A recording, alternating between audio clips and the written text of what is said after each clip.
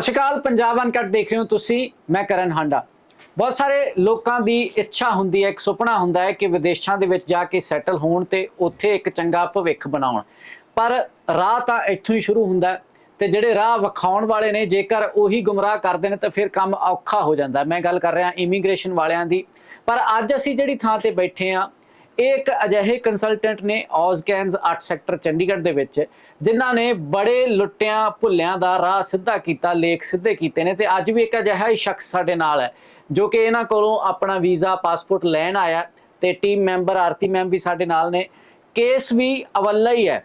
ਇੱਕ ਬੰਦਾ ਕੈਨੇਡਾ ਦੇ ਵਿੱਚੋਂ ਬੈਨ ਹੋ ਜਾਂਦਾ, ਇਹ ਕਹਿ ਦਿੱਤਾ ਜਾਂਦਾ ਕਿ ਤੁਹਾਡਾ ਤਾਂ ਵੀਜ਼ਾ ਜਿਹੜਾ ਉਹ ਸਹੀ ਨਹੀਂ ਹੈ, ਪਰ ਫਿਰ ਵੀ ਇਹਨਾਂ ਨੇ ਇੱਕੋ ਹੀ ਸਾਲ ਦੇ ਵਿੱਚ ਉਹਦੀ ਵਾਪਸ ਕੈਨੇਡਾ ਦੀ ਤਿਆਰੀ ਕਰਵਾ ਦਿੱਤੀ ਹੈ। ਗੱਲਬਾਤ ਕਰਾਂਗੇ ਬਾਈ ਹੁਣਾਂ ਨਾਲ ਵੀ ਜਿਨ੍ਹਾਂ ਦਾ ਵੀਜ਼ਾ ਆਇਆ, ਤੇ ਟੀਮ ਨਾਲ ਵੀ ਗੱਲਬਾਤ ਕਰਾਂਗੇ। ਔਜ਼ਕੈਨਜ਼ ਦੇ ਜਿਹੜੇ ਮੈਂਬਰ ਨੇ ਉਹ ਵੀ ਸਾਡੇ ਨਾਲ ਨੇ। ਪਹਿਲਾਂ ਵੈਲਕਮ ਕਰ ਲੈਣਾ। ਸਤਿ ਸ਼੍ਰੀ ਅਕਾਲ ਦੋਨੋਂ। ਸਤਿ ਸ਼੍ਰੀ ਅਕਾਲ ਜੀ। ਸਤਿ ਸ਼੍ਰੀ ਅਕਾਲ। ਤੇ ਮੈਮ ਪਹਿਲਾਂ ਦੱਸੋ ਤੁਸੀਂ ਕੇਸ ਕੀ ਸੀ ਇਹਨਾਂ ਦਾ? ਜੋ ਮੇਰੀ ਜਾਣਕਾਰੀ ਮੈਨੂੰ ਹੁਣ ਪਹੁੰਚੀ ਹੈ ਕਿ ਇਹ ਬੈਨ ਹੀ ਹੋ ਗਏ ਸੀ। ਇੱਕ ਬੰਦਾ ਜਦੋਂ ਇਹ ਬਹੁਤ ਵੱਡੀ ਗੱਲ ਹੋ ਜਾਂਦੀ ਹੈ ਕਿ ਦੁਬਾਰਾ ਫਿਰ ਉਸ ਦੇਸ਼ ਦੇ ਵਿੱਚ ਪੈਰ ਰੱਖਣਾ ਬਹੁਤ ਔਖਾ ਹੋ ਜਾਂਦਾ। ਬਿਲਕੁਲ ਜੀ, ਬਿਲਕੁਲ। ਦੇਖੋ ਇਦਾਂ ਨਹੀਂ ਹੁੰਦਾ ਕਿ ਇਦਾਂ ਦੇ ਕੇਸਿਸ ਪਹਿਲੇ ਨਹੀਂ ਆਏ, ਪਹਿਲੇ ਵੀ ਆਏ ਨੇ ਜੀ। ਆਪਾਂ ਸੋਲਵ ਕਰਦੇ ਨੇ, ਸਾਡੀ ਕੈਨੇਡੀਅਨ ਟੀਮ ਵੀ ਸੋਲਵ ਕਰਦੀ ਹੈ। ਸਭ ਤੋਂ ਵੱਡੀ ਗੱਲ ਹੈ ਕਿ ਜਿਹੜੇ ਸਾਡੇ ਐਮਡੀ ਮੈਮ ਆ, ਉਹ ਖਾਸ ਤੌਰ ਤੇ ਇਹੋ ਜਿਹੇ ਕੇਸਾਂ ਨੂੰ ਬਹੁਤ ਬਰੀਕੀ ਨਾਲ ਦੇਖਦੇ ਨੇ ਔਰ ਕੈਨੇਡੀਅਨ ਟੀਮ ਨੂੰ ਹੈਂਡਓਵਰ ਕਰਦੇ ਨੇ, ਔਰ ਉਸ ਦੇ ਅਕੋਰਡਿੰਗਲੀ ਫਿਰ ਸਾਡੇ ਕੋਲ ਜੋ ਸਕਸੈਸ ਰੇਟ ਬਣਦਾ ਉਹ ਤੁਹਾਡੇ ਸਾਹਮਣੇ ਹੀ ਆ। ਇਹਨਾਂ ਦਾ ਜਿਹੜਾ ਕੇਸ ਸੀ ਉਹ ਇਹ ਸੀ ਕਿ ਆਲਰੇਡੀ ਇਹਨਾਂ ਨੇ ਕਿਸੇ ਏਜੰਟ ਕੋ ਗਏ। ਦੇਖੋ, ਦੋ ਤਰ੍ਹਾਂ ਦੇ ਏਜੰਟ ਹੁੰਦੇ ਨੇ। ਇੱਕ ਹੁੰਦਾ ਹੈ ਕਿ ਬੰਦਾ ਸਿੱਖਿਆ ਸਿਖਾਇਆ ਕੰਮ ਕਰਦਾ ਹੈ, ਦੂਸਰੀ ਤਰ੍ਹਾਂ ਦਾ ਬੰਦਾ ਹੁੰਦਾ ਹੈ ਕਿ ਜਿਹਨੇ ਪੜ੍ਹਾਈ ਕਰਕੇ ਡਿਗਰੀ ਲਿੱਤੀ ਹੈ, ਉਹ ਵਾਲੇ ਕੰਸਲਟੈਂਸੀ ਹੁੰਦੇ। ਹੁਣ ਜਿਹੜਾ ਸਿੱਖੇ ਸਿਖਾਇਆ ਵਾਲਾ ਕੰਮ ਹੁੰਦਾ ਹੈ, ਉਹ ਕੀ ਕਰਦੇ ਨੇ, ਉਹਨਾਂ ਨੂੰ ਪਤਾ ਹੈ ਕਿ 2-4 ਪੇਪਰ ਹੈ, ਅਸੀਂ ਇਹ ਬਣਾ ਕੇ ਲਗਾ ਦਿੰਦੇ ਨੇ, then we can get the visa. ਜੁਗਾੜੀ ਕੰਮ ਕਰ ਦਿੰਦੇ ਨਾ। ਤੇ ਇਸ ਕੇਸ ਦੇ ਵਿੱਚ ਇਦਾਂ ਹੀ ਹੋਇਆ ਮੋਹਨ ਜੀ ਨਾਲ। ਇਹਨਾਂ ਦਾ ਪਹਿਲੇ ਵੀਜ਼ਾ ਕਿਸੇ ਹੋਰ ਕੰਸਲਟੈਂਸੀ ਕੋ ਲੱਗਿਆ ਜੀ। पेपर वर्क कंप्लीट नहीं सी इन्हां को। इमीग्रेशन जो बच्चा फ्लाइट करता है, इमीग्रेशन अपनी कंप्लीट करन गए उस टाइम ते जो भी इन्हां दा मतलब इमीग्रेशन ने क्वेश्चन पूछे ते that time he was unable to give them the answer. And उस टाइम ते की होया, फिर इन्हां नू बैन करता 5 साल ली उन्होंने। कैनेडा ने 2024 दी गल है, 1 साल पहले दी जी। 2024 ਦੇ ਵਿੱਚ ਇਸ ਪਾਸਪੋਰਟ ਨੂੰ, ਜਿਹੜਾ ਪਾਸਪੋਰਟ ਮੇਰੇ ਕੋਲ ਹੈ, ਇਹਨੂੰ ਬੈਨ ਕੀਤਾ ਗਿਆ ਕਿ ਤੁਸੀਂ 5 ਸਾਲ ਲਈ ਫਲਾਈ ਨਹੀਂ ਕਰ ਸਕਦੇ। ਔਰ ਉਸ ਤੋਂ ਬਾਅਦ ਬੈਨ ਤੋਂ ਬਾਅਦ ਨੈਚੁਰਲੀ ਸਾਰਿਆਂ ਨੂੰ ਪਤਾ ਹੈ, ਜੋ ਵੀ ਵੀਡੀਓ ਦੇਖ ਰਹੇ ਹੋਣਗੇ, ਸਾਨੂੰ ਸੁਣਨਗੇ, ਉਹਨਾਂ ਨੂੰ ਪਤਾ ਹੈ ਕਿ ਜਦੋਂ 5 ਸਾਲ ਦਾ ਬੰਦਾ ਬੈਨ ਲੈ ਕੇ ਬਹਿ ਜਾਂਦਾ ਆ, ਉਹ ਮੈਂਟਲੀ ਸੈਟਅਪ ਹੋ ਜਾਂਦਾ ਹੈ ਕਿ ਮੈਂ ਹੁਣ 5 ਸਾਲ ਕੈਨੇਡਾ ਨਹੀਂ ਜਾ ਸਕਦਾ। ਬਹੁਤ ਟੈਨਸ਼ਨ ਵੀ ਹੋ ਜਾਂਦੀ ਹੈ। ਇਹੀ ਗੱਲ ਸੀ ਨਾ ਕਿ 5 ਸਾਲ ਤੱਕ ਮੈਂ ਨਹੀਂ ਜਾਣਾ। ਇਹਨਾਂ ਦੇ ਮਾਈਂਡ 'ਚ ਵੀ ਉਹੀ ਸੀ। ਫਿਰ ਜਦੋਂ ਸਾਡੇ ਕੋਲ ਆਏ, ਅਸੀਂ ਕੇਸ ਦੇਖਿਆ। ਦੇਖੋ, ਪਤਾ ਕੀ ਹੈ, ਹਰ ਚੀਜ਼ ਦਾ ਸੋਲੂਸ਼ਨ ਹੈ, ਲੇਕਿਨ ਮੱਥਾ ਮਾਰਨਾ ਪੈਂਦਾ ਹੈ।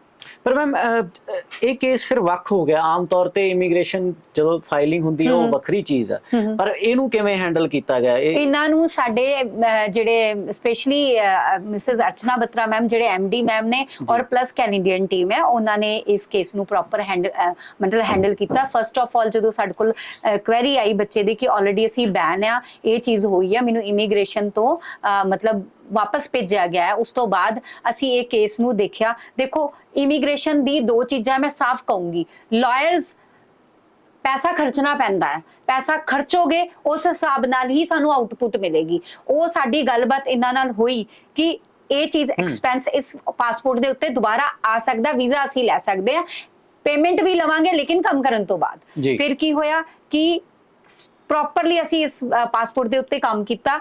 ਆਪਾਂ ਟਾਈਮ ਮੰਗਿਆ ਕਿਉਂਕਿ ਟਾਈਮ ਇਹਨੂੰ ਚਾਹੀਦਾ ਸੀ। ਆਪਾਂ ਇਸ ਕੇਸ ਨੂੰ ਫੈਡਰਲ ਦੇ ਵਿੱਚ ਲੜ ਕੇ ਲਿੱਤਾ, ਯਾਨੀ ਕਿ ਅਦਾਲਤੀ ਕਾਰਵਾਈ। ਹਾਂ, ਬਿਲਕੁਲ ਜੀ, ਬਿਲਕੁਲ। ਇੱਕ ਕੋਰਟ ਕੇਸ ਜਿਹਨੂੰ ਤੁਸੀਂ ਆਪਣੀ ਲੈਂਗੁਏਜ ਦੇ ਵਿੱਚ ਕਹਿ ਸਕਦੇ ਹੋ, ਉਸ ਕੇਸ ਨੂੰ ਲੜ ਕੇ ਇਸ ਪਾਸਪੋਰਟ ਨੂੰ ਜਿੱਤਿਆ ਗਿਆ ਔਰ ਦੁਬਾਰਾ ਇਸ ਪਾਸਪੋਰਟ ਦੇ ਉੱਪਰ ਕੈਨੇਡੀਅਨ ਸਟੈਂਪਿੰਗ ਲਗਾਈ ਗਈ 1 ਸਾਲ ਦੇ ਅੰਦਰ ਅੰਦਰ। ਮੈਂ ਥੋੜਾ ਕੈਮਰਾਮੈਨ ਨੂੰ ਵੀ ਫੋਕਸ ਕਰਨ ਨੂੰ ਕਵਾਂਗੀ ਕਿ ਇਹ ਜਿਹੜੀ ਸਟੈਂਪ ਹੈ ਸਾਡੇ ਕੋਲ ਲੱਗੀ ਹੋਈ ਹੈ 10/6/2024 ਚ ਜੀ। ਆਲਰੇਡੀ ਜਿਸ ਪਾਸਪੋਰਟ ਤੇ ਇਹ ਬੈਨ ਸੀ, ਠੀਕ ਹੈ, ਕੈਨੇਡੀਅਨ ਪਹਿਲੇ ਵਾਲੀ ਹੈ। ਤੇ ਜਿਹੜੀ ਹੁਣ ਜਿਹੜੀ ਨਵੀਂ ਸਟੈਂਪਿੰਗ ਹੈ ਉਹ ਦਿਸ ਵਨ ਜਿਹੜੀ ਆਪਣੀ 9/8/2025 ਦੀ ਆਈ ਹੈ, ਇਹ ਆ। ਦੁਬਾਰਾ ਅਸੀਂ ਇਹਨਾਂ ਨੂੰ ਸੇਮ ਪਾਸਪੋਰਟ ਦੇ ਉੱਤੇ ਤੁਸੀਂ ਦੁਬਾਰਾ ਦੇਖ ਸਕਦੇ ਹੋ। ਮੈਂ ਦੁਬਾਰਾ ਦਿਖਾਣਾ ਚਾਹਾਂਗੀ, ਇੱਥੇ ਵੀ ਵੀਜ਼ਾ 2031 ਦਾ ਹੀ ਆਇਆ ਹੈ। 31 ਦਾ ਮਤਲਬ ਜਦੋਂ ਤੱਕ ਦੀ ਪਾਸਪੋਰਟ ਦੀ ਵੈਲਿਡਿਟੀ ਹੁੰਦੀ ਹੈ, ਔਰ ਇੱਥੇ ਵੀ 2031 ਦਾ ਹੀ ਤੱਕ ਹੀ ਵੈਲਿਡ ਆਇਆ ਹੈ।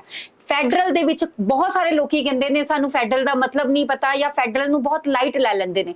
ਦੇਖੋ ਕੇਸ ਲੜਨਾ ਪੈਂਦਾ ਆ, ਇੱਕ ਹਿਸਾਬ ਦੀ ਇੱਕ ਲੜਾਈ ਕਰਨੀ ਪੈਂਦੀ ਹੈ, ਲੜ ਕੇ ਵੀਜ਼ਾ ਲੈਣਾ ਪੈਂਦਾ ਆ। ਇਹਦੇ ਲਈ ਸਾਨੂੰ ਇੱਕ ਪੇਸ਼ੈਂਸ ਲੈਵਲ ਚਾਹੀਦਾ ਹੁੰਦਾ। ਸਭ ਤੋਂ ਵੱਡੀ ਗੱਲ ਆ ਤੁਸੀਂ ਟਾਈਮ ਜਿਹੜਾ ਤੁਹਾਡਾ ਆ ਬਹੁਤ ਇੰਪੋਰਟੈਂਟ ਟਾਈਮ ਅਸੀਂ ਕਹਿ ਸਕਦੇ ਆ ਕਿ ਹਰ ਕਿਸੇ ਦਾ ਵੀ ਇੰਪੋਰਟੈਂਟ ਹੁੰਦਾ ਹੈ। ਉਹ ਟਾਈਮ ਸਾਨੂੰ ਤੁਹਾਡਾ ਚਾਹੀਦਾ ਹੀ ਚਾਹੀਦਾ। ਉੱਚੇ 3 ਮਹੀਨੇ ਵੀ ਲੱਗ ਸਕਦੇ ਨੇ, 6 ਮਹੀਨੇ ਵੀ ਲੱਗ ਸਕਦੇ ਨੇ, ਕਿਉਂਕਿ ਮਿਨੀਮਮ ਟਾਈਮ ਜਿਹੜਾ ਫੈਡਰਲ ਦਾ 6 ਮਹੀਨੇ ਹੁੰਦਾ ਆ। ਪਰ ਮਤਲਬ ਇਹਦੇ ਵਿੱਚ ਕਾਲਾ ਪੈਣ ਦੀ ਲੋੜ ਨਹੀਂ ਹੁੰਦੀ। ਨਹੀਂ ਸਰ, ਜੇ ਕਾਲੇ ਪੈ ਗਏ ਫਿਰ ਫੈਡਰਲ ਦੇ ਵਿੱਚ ਫਾਈਲ ਅਸੀਂ ਨਹੀਂ ਭੇਜ ਸਕਦੇ, ਸਿੱਧੀ ਜੀ ਗੱਲ ਹੈ। ਕਿਉਂਕਿ ਲੜਾਈ ਲੜਨੀ ਆ ਆਪਾਂ, ਹੁਣ ਲੜਾਈ ਲੜਨ ਦੀ 100 ਸਬੂਤ ਉਹਨਾਂ ਨੂੰ ਦੇਣੇ ਵੀ ਪੈਣੇ ਆ, ਉਹਨਾਂ ਤੋਂ ਕੁਐਸਚਨ ਕਰਨੇ ਵੀ ਪੈਣੇ ਆ, ਹੈ ਨਾ।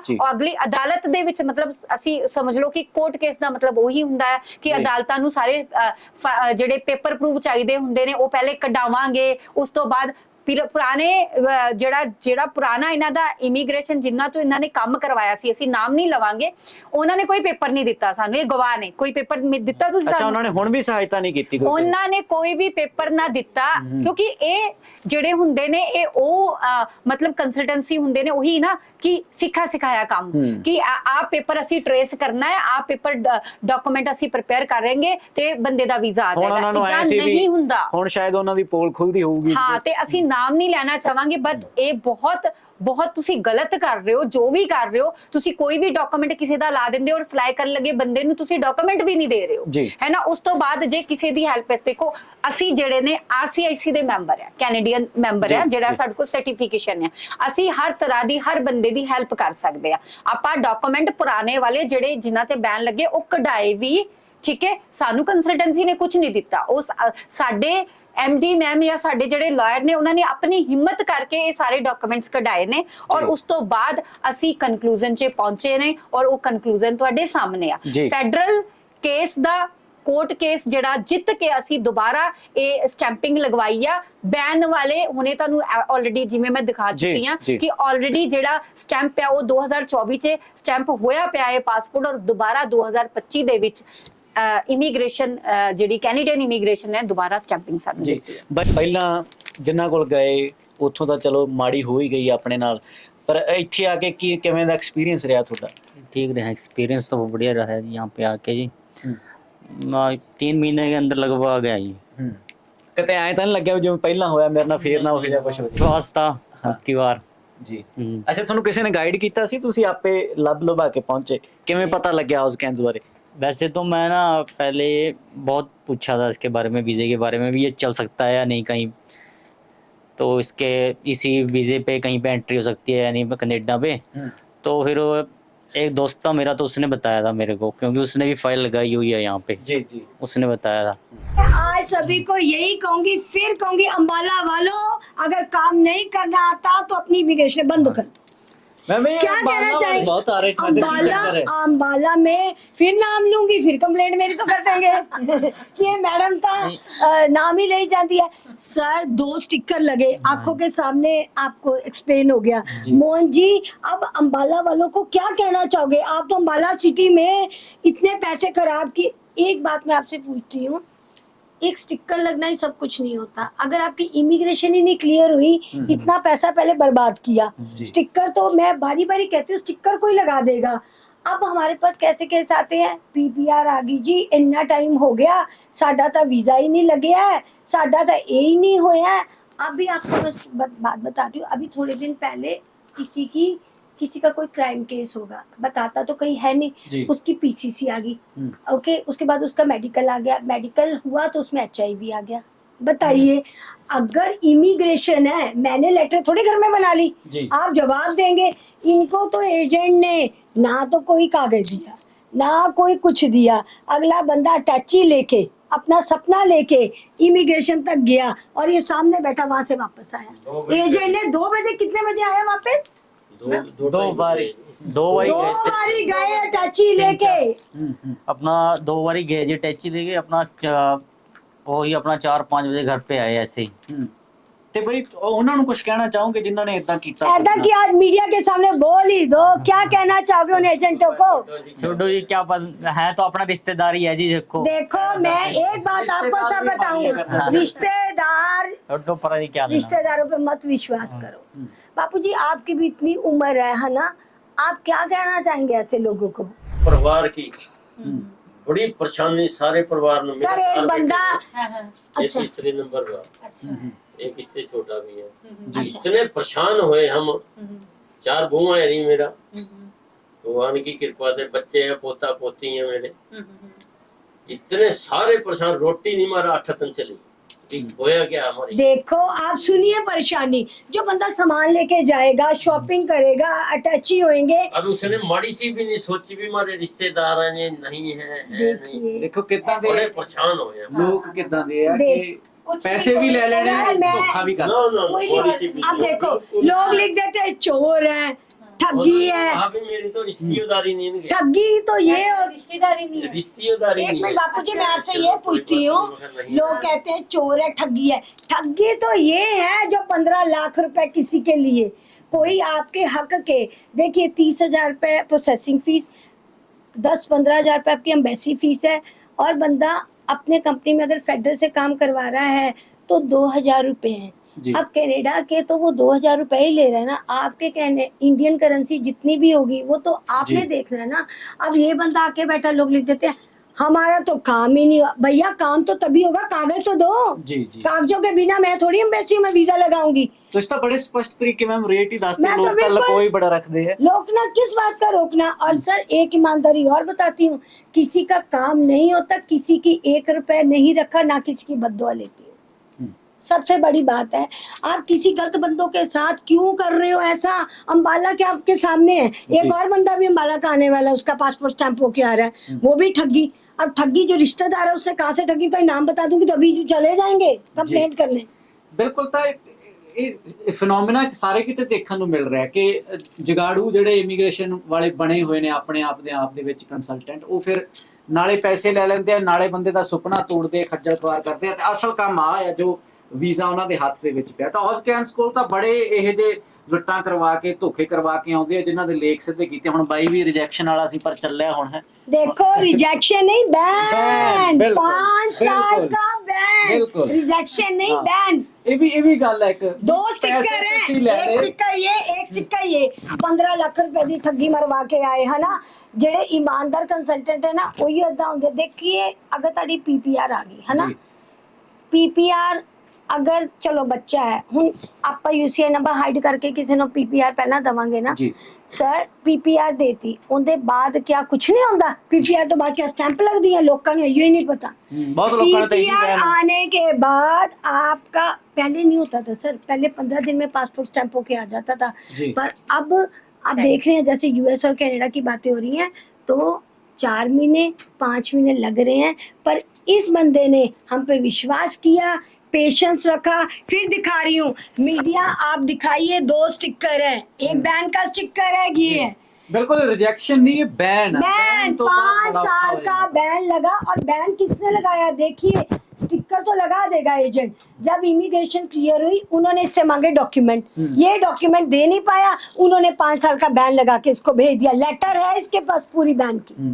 ਵੀ ਮੂਰਖੋ ਤੇ ਠੱਗੀ ਕਰਨੀ ਆ ਉਹਦੇ ਨਾਲ ਚੰਗਾ ਤਾਂ ਵੀਜ਼ਾ ਦਿਓ ਹੀ ਨਾ, ਤੁਸੀਂ 5 ਸਾਲ ਅਗਲੇ ਦੀ ਜਖਣਾ ਵੱਢ ਕੇ। लोग पता क्या सोचते हैं, स्टिकर लग जाए, स्टिकर लग जाए। स्टिकर लगने के बाद ये देख लो सामने बैठे हैं और बापूजी कह रहे उन्होंने दी नींद रात दी हराम हुई। इन्नी वड्डी उम्र विच बंदा परेशान थोड़ी होएगा। जी। तो अंबाला वालों, चंडीगढ़ वालों, पंजाब वालों, सभी को यही कहना चाहती हूँ, अगर पेशेंस है 4 महीने रुक सकते हो, फेडरल कोर्ट में अपना केस डालना चाहते हो तो मेरे पास आना, नहीं तो अपने पैसे वापस ले जाओ। मिनिमम जी। 3 महीने और मैक्सिमम 6 महीने का टाइम है। फेडरल कोर्ट के अंदर 6 महीने लगेंगे, हाँ। लगेंगे 100% आपका वीजा लगेगा ही लगेगा। हाँ। और जो मिस्टर रंधावा जी है, he is a citizen there, और जब उनकी कलम चलती है तो हमारा वीजा कहीं नहीं जाता। ਜੋ ਤੁਹਾਡੇ ਲਾਇਰਸ ਨੇ ਉਹ ਕੈਨੇਡਾ ਚ ਪ੍ਰੈਕਟਿਸ जी जी, प्रैक्टिस नहीं करते, वो लॉयर ही हैं। IRCC के हम मेंबर हैं, उन्हीं से हमारी फाइल लगती है। ਜੀ। हम ऐसे फाइल नहीं लगाते कि फाइल होगी। और हमारी टीम भी उसमें इतना काम करती है, एक एक चीज को पढ़ के उसको। अब कागज देखो, कनाडा की फाइल लगाने में सिर्फ 2 कागज ही लगते हैं, उसको आपने प्रेजेंट कैसे करना है।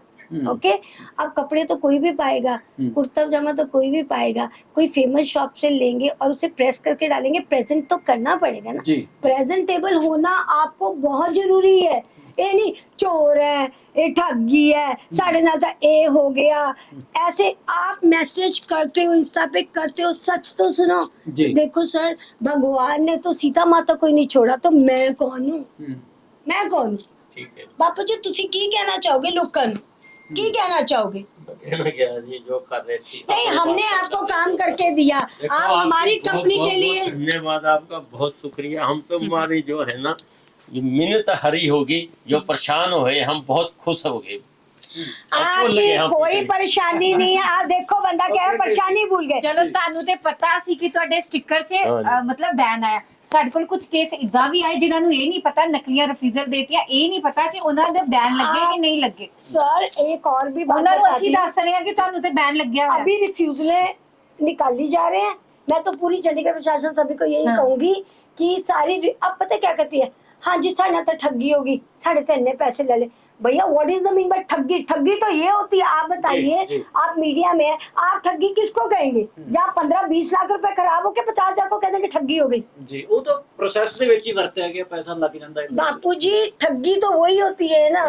आप तो हमें ब्लेसिंग दीजिए कि हमारा काम और बढ़े, आप बड़े हैं ना, समझदार हैं। अब आप काम देंगे हम आपको, काम देंगे। आप हरियाणा से हैं मोहन जी, अम्बाला से, हाँ जी। है ना? हरियाणा अम्बाला के अंदर ही आता है। अम्बाला वालों को क्या कहोगे अब आप?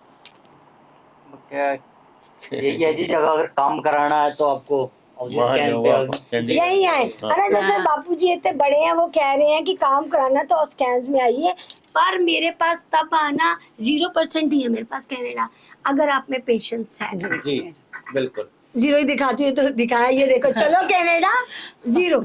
ਤਾਂ ਬਿਲਕੁਲ ਆ 0 ਕਿਲੋਮੀਟਰ ਪਿਆ ਤੇ ਧੋਖਾ ਧੜੀ ਵਾਲੇ ਵੀ ਜਿਹੜੇ ਭੁੱਲੇ ਭਟਕੇ ਕਿਤੇ ਹੋਰ ਜਾ ਚੁੱਕੇ ਨੇ, ਉਹ ਨਾ ਤੁਸੀਂ ਉਹ ਸ਼ਿਕਾਰ ਹੋ ਠੱਗੀਆਂ ਦਾ, ਸਿੱਧਾ ਇੱਥੇ ਆਓ, ਕਿਉਂਕਿ ਆ ਤੁਹਾਡੇ ਸਾਹਮਣੇ ਹੈ। ਇਹ ਸਿਰਫ ਇੱਕ ਪਾਸਪੋਰਟ ਵੀਜ਼ਾ ਨਹੀਂ, ਇਹ ਲੇਖ ਹੁੰਦੇ ਆ ਬੰਦੇ ਦੇ, ਜਿਹੜਾ ਭਵਿੱਖ ਹੁੰਦਾ, ਇੱਕ ਚੰਗਾ ਫਿਊਚਰ ਸਿਕਿਉਰ ਕਰ ਸਕਦਾ ਹੋਣਾ ਬਾਈ, ਤੁਸੀਂ ਵੀ ਕਰ ਸਕਦੇ ਹੋ। ਔਸਕੈਨਸ 8 ਸੈਕਟਰ ਚੰਡੀਗੜ੍ਹ, ਇਹ ਉਹਨਾਂ ਦੇ ਐਮਡੀ ਮੈਡਮ ਬੈਠੇ ਨੇ, अर्चना बत्रा जी ਉਹਨਾਂ ਦੀ ਟੀਮ ਮੈਂਬਰ ਨੇ, ਤਾਂ ਤੁਸੀਂ ਵੀ ਆਓ, ਵਿਜ਼ਿਟ ਕਰੋ, ਤੁਹਾਡਾ ਵੀ ਮਸਲਾ हल हो। और एक बात यही कहना चाहती हूँ कि प्लीज गलत कमेंट ना करो, है ना। और अगर आपकी कोई प्रॉब्लम है उसको सॉल्व करने के लिए मैं एक मेल आईडी नीचे मेंशन करूँगी। किसी की कोई प्रॉब्लम है तो वो इस नंबर पे मुझे मेल करेगा, this is my personal ID होगी, आपको मैं ये भेज दूंगी एक और नेक्स्ट वीडियो के अंदर। किसी की भी कोई प्रॉब्लम होगी तो वो मुझे मेल करेगा। कोई मुझे पर्सनली भी मिलना चाहता है तो मैं सैटरडे को उसको अपॉइंटमेंट दूंगी, मेरे से आके पर्सनली पहले अपनी प्रॉब्लम को सॉल्व करेगा मेरे से। ਬਾਈ ਦਾ ਵੀਜ਼ਾ ਮੈਡਮ ਪਾਸਪੋਰਟ ਹੈਂਡਓਵਰ ਕਰਨਗੇ ਤੇ ਤੁਸੀਂ ਵੀ ਆਓ ਤੇ ਆਪਣਾ ਫਿਊਚਰ ਸਿਕਿਉਰ ਕਰੋ। बोलिए अच्छी तरह वीजा तो दिखा दो, तो आप खुश हो। मिठाई आप लेके नहीं आए हमारे लिए, मिठाई। हाँ बापू जी, मिठाई के बिना तो हम जाने नहीं देंगे, है ना, है ना। चलो ओके, थैंक